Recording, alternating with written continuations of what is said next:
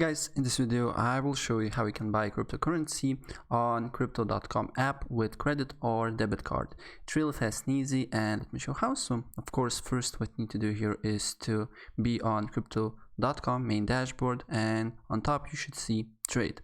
So you need to press on trade, and then as you can see on the bottom you should see a little pop-up with a buy or sell.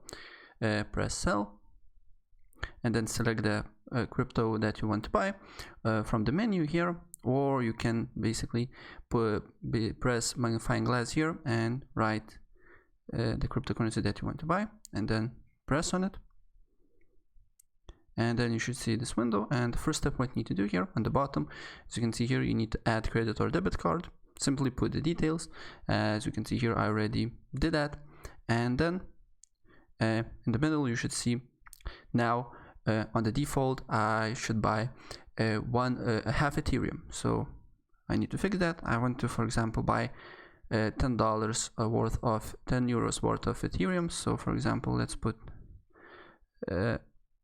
here 55, maybe 51.